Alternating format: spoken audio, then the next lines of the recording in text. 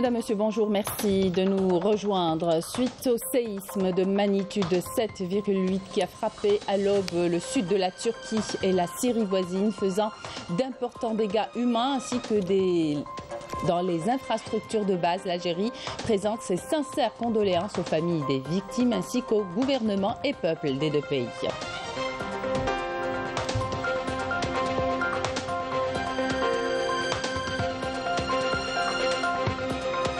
Réunion hier du Conseil des ministres consacrée entre autres à l'état de l'économie, de la connaissance et des start-up. Le président a salué le progrès réalisé et a réaffirmé l'engagement de l'État à encourager les jeunes et à soutenir le secteur. Un exemple dans ce journal d'une start-up spécialisée dans la technologie et la robotique gérée par de jeunes compétences algériennes.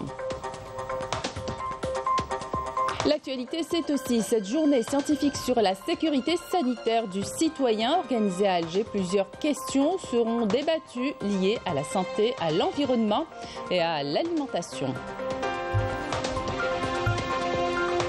On s'intéresse également à l'apport des auxiliaires de vie scolaire. Les parents font souvent appel à eux pour accompagner leurs enfants afin de leur faciliter l'intégration scolaire, quelle que soit la nature de leur handicap. Un reportage à suivre dans cette édition.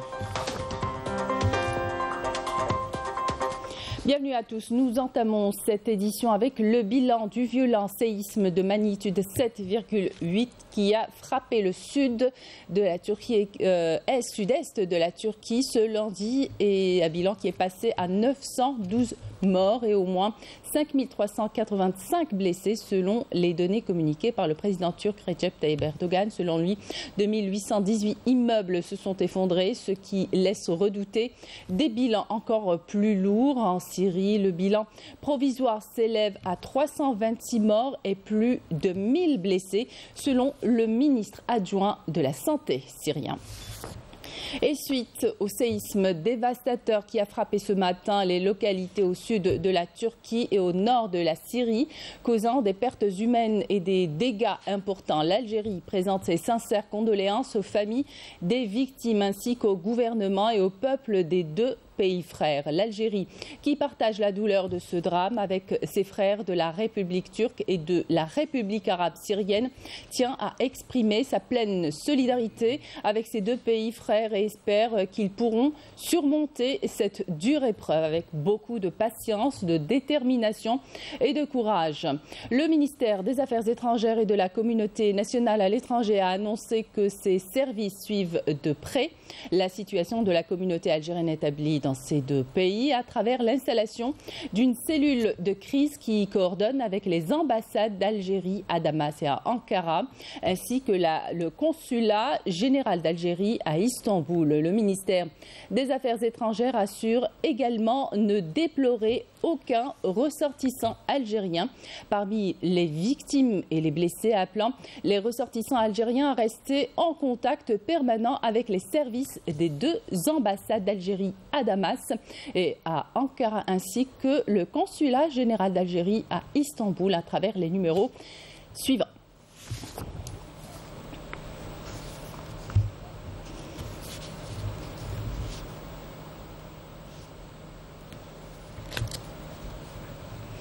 Dans l'actualité également, la réunion du Conseil des ministres tenue hier. La réunion a été consacrée à plusieurs dossiers, dont l'état de l'économie, de la connaissance et des start-up. Le président a salué le progrès réalisé et a réaffirmé l'engagement de l'État à encourager les jeunes et à soutenir le secteur. Le président a ordonné par ailleurs l'ouverture du secteur de la formation universitaire aux universités privées, orienter l'investissement dans l'énergie électronucléaire vers l'usage médical. Enfin, le Conseil des ministres a programmé une autre séance dans les 2 mois à venir pour présenter les résultats définitifs de l'opération de recensement et en exploiter les résultats. Plus de détails avec Amal Seridir. À un exposé sur le dossier du Coran en braille édité en Algérie, le président de la République, Abdelmadjid Tebboune, a ordonné de l'imprimer et de le distribuer à titre gracieux à l'intérieur et à l'extérieur du pays, et d'y apposer le drapeau algérien et l'expression distribuée gratuitement.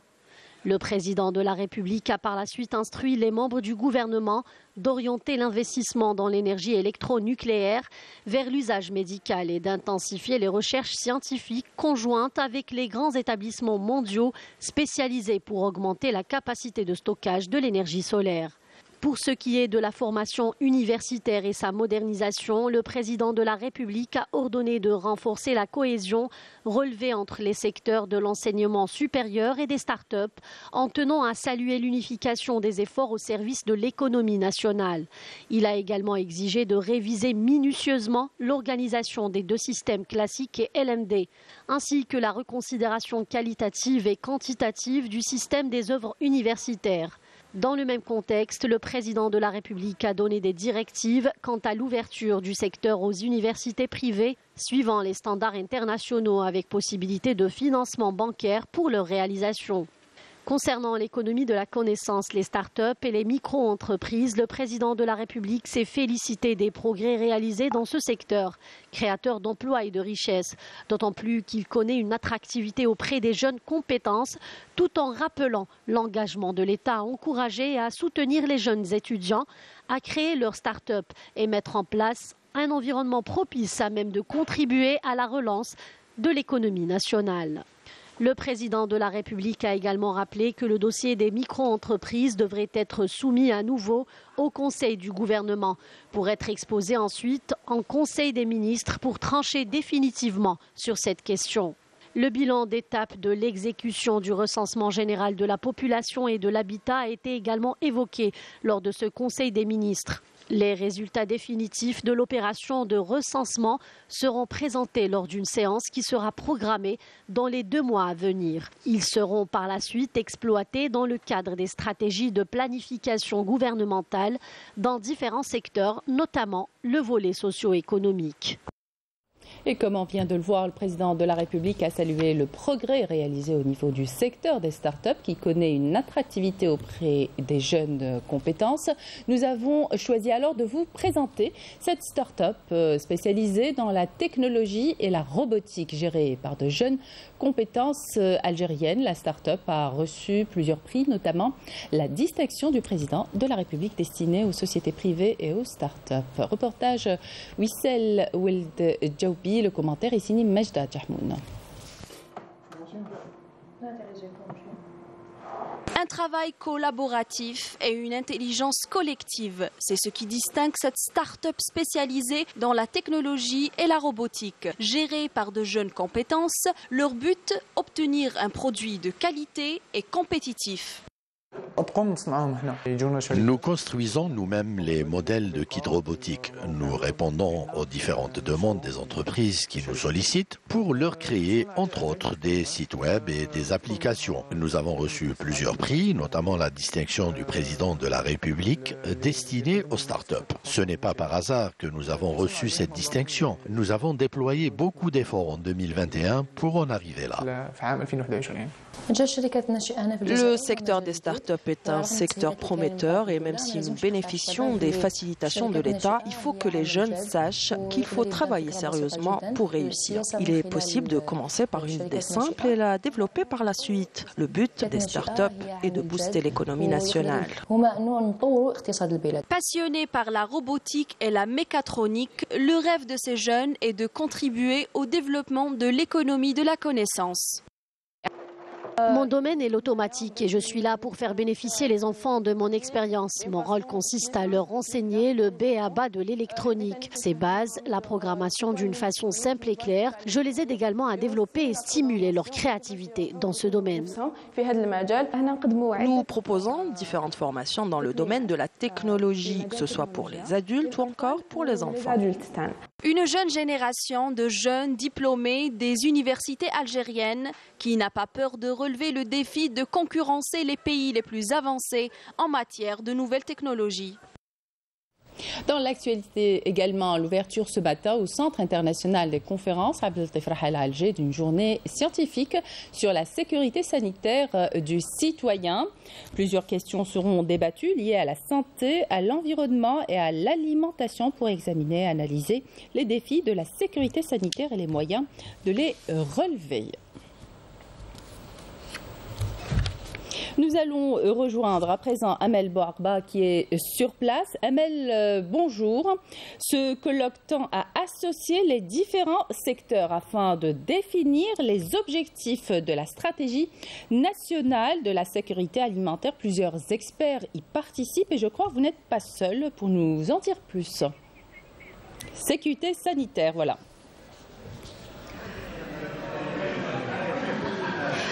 Oui, donc effectivement, Amina, nous sommes ici au CIC où s'est ouvert ce matin la journée nationale sur la sécurité sanitaire du citoyen, une responsabilité qui incombe à tous.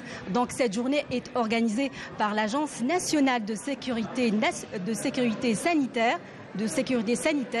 Et pour nous en parler, nous avons avec nous le professeur Mohamed Siddiq Ait Messaoudan qui est président du conseil scientifique de l'Agence nationale sanitaire. Monsieur, donc professeur, que pouvez-vous nous dire sur les objectifs de cette agence ? Bonjour. Donc les objectifs de l'Agence nationale de sécurité sanitaire ont été bien définis. Donc il s'agit de la prospection, de la veille et de l'alerte. Donc comme vous le savez, donc cette agence donc a été créée en pleine pandémie et dans le but justement au fait c'est de prévenir un petit peu et d'organiser donc un système de veille, mais aussi de proposer un système donc une réforme du système de santé en Algérie. Donc le but de cette journée, c'est effectivement donc c'est de faire connaître cette agence, mais aussi donc de parler un petit peu des grands chantiers, des projets qui sont actuellement en cours au niveau de l'agence. Dont le projet principal, c'est surtout au fait d'arriver donc à recueillir donc des données qui permettront donc d'établir une cartographie sur l'état donc sanitaire du pays, mais aussi donc de proposer donc un modèle, donc un profil sanitaire du citoyen algérien. Cette journée donc a été bien entendu organisée d'une façon de présenter un petit peu les secteurs donc qui font partie un petit peu du réseau de cette agence. C'est une agence donc qui a un rôle fédérateur. C'est une agence donc qui fonctionne en multisectorialité et afin donc de recueillir un petit peu toutes les données et donc ces secteurs concernés sont bien entendu la santé, le secteur de l'environnement, le secteur donc du commerce, différents secteurs, donc je peux énumérer beaucoup, donc secteur de l'agriculture. Donc tout ça donc toutes ces données donc vont permettre au fait d'établir un petit peu, disons, un état des lieux et de proposer donc le meilleur système de sécurité sanitaire donc pour le citoyen algérien. Voilà, d'où l'importance donc d'impliquer tous ces secteurs. Absolument. Donc tous les secteurs. Donc l'agence ne peut pas fonctionner au fait sans la participation de tous les secteurs. Donc et ça se fait de façon donc tout à fait naturelle. Et il y a une coopération qui se fait donc naturellement, mais aussi de façon vraiment efficace. Et nous espérons donc très prochainement donc donner un petit peu donc les résultats donc de cette collaboration et de proposer un petit peu et de faire connaître les résultats de ces travaux. Donc, merci professeur. Donc voilà ce qu'il y avait à dire Amina. Nous reviendrons avec d'autres détails dans nos prochaines éditions. Tout à fait, merci à vous et à votre invité. Je rappelle que vous êtes au Centre international des conférences Abdel Rahel où se tient une journée scientifique sur la sécurité sanitaire du citoyen. Vous avez été nombreux à exprimer votre réticence, voire votre refus quant à cette opération d'évaluation de vos enfants en prévision de l'examen de 5e année primaire. Nous nous sommes penchés sur le sujet pour vous éclairer. Le ministère de l'Éducation assure que cette évaluation n'aura aucun impact sur les résultats de l'élève obtenus durant l'année scolaire. Bien au contraire, il s'agit plutôt d'une référence pour le suivi scolaire de l'élève. Reportage Yasmine Saudi. Je suis contre, c'est trop de pression pour les enfants.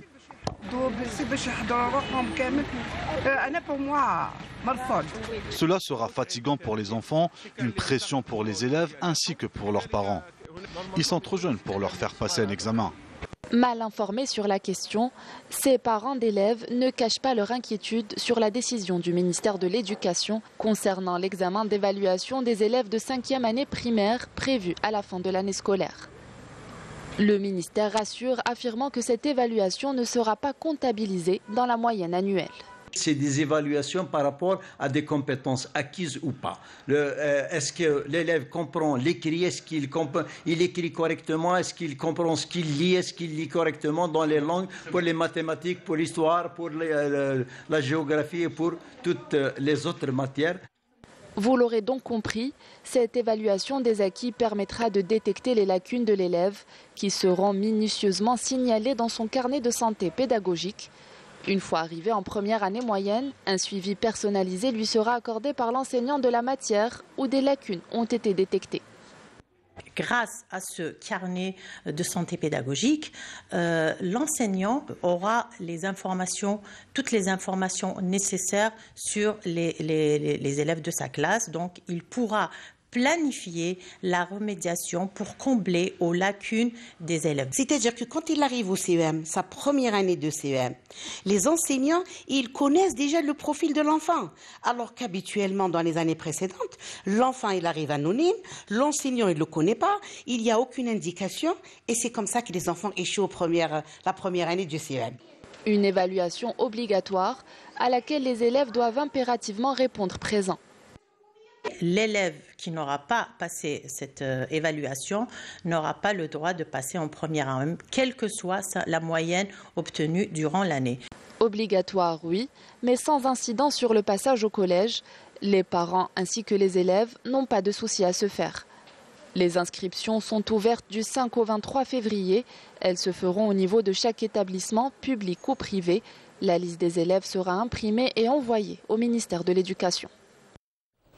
On s'intéresse également à l'apport des auxiliaires de vie scolaire. Les parents font souvent appel à eux pour accompagner leurs enfants afin de leur faciliter l'intégration scolaire, quelle que soit la nature de leur handicap.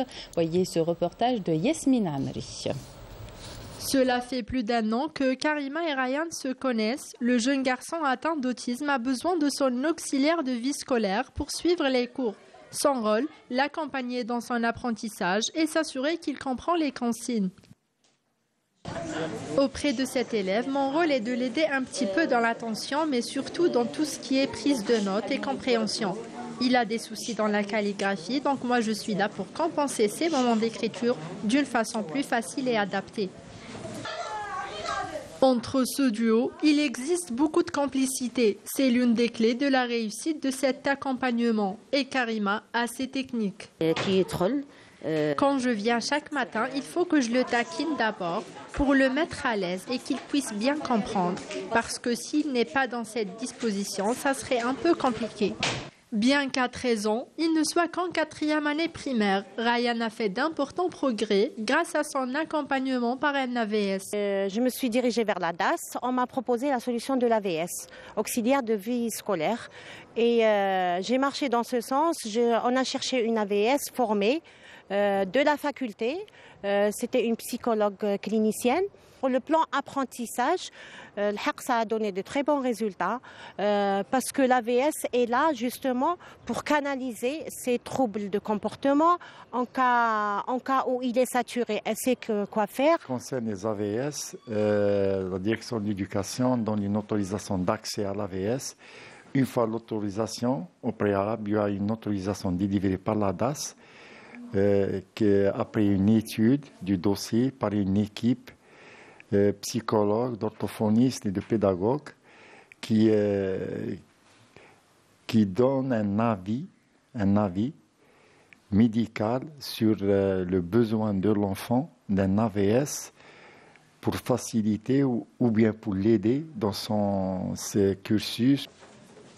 En résumé, l'auxiliaire de vie scolaire permet d'aider les enfants aux besoins spécifiques dans leur scolarité. C'est un soutien pour l'élève dans sa quête d'autonomie. L'activité est aujourd'hui un vrai métier d'utilité publique. Dans un message prononcé à l'ouverture des travaux de la première session ordinaire du secrétariat national du Front Polisario, le président Sahraoui et secrétaire général du Front Polisario, Brahim Ghali, a mis en garde contre l'ampleur de la conspiration et de l'acharnement auquel fait face la question sahraoui en raison de l'occupation qui sert les intérêts d'agendas étrangers sournois, constituant une véritable menace pour la paix et la stabilité dans l'ensemble de la région. Les unités de l'armée populaire de libération sahraoui ont mené dimanche de nouvelles attaques contre les retranchements des forces de l'occupant marocain dans le secteur de Mahbès. Et puis ces photos de Lahsen Haddad, président de la commission parlementaire mixte Maroc-Union européenne, avec Panzeri et Cozzolino qui viennent apporter un démenti à ces déclarations dans lesquelles il a nié toute rencontre avec ces derniers. Le président de la commission Maghreb au Parlement européen, Andrea Cozzolino, est accusé d'avoir reçu des pots de vin dans le cadre du scandale ayant éclaboussé l'institution continentale. Quant à Pierre Antonio Panzeri, ancien eurodéputé qui fait figure de personnage central dans cette affaire de corruption, il est inculpé et placé en détention provisoire. Les enquêteurs belges avaient saisi à ses domiciles 1,5 million d'euros en liquide. Et on vous rappelle que suite au séisme dévastateur qui a frappé ce matin des localités au sud de la Turquie et au nord de la Syrie, causant des pertes humaines et des dégâts importants, le ministère des Affaires étrangères assure ne déplorer aucun ressortissant algérien parmi les victimes et les blessés, appelant les ressortissants algériens à rester en contact permanent avec les services des deux ambassades d'Algérie à Damas et à Ankara, ainsi que le consulat général d'Algérie à Istanbul, avec les numéros qui s'affichent sur vos écrans.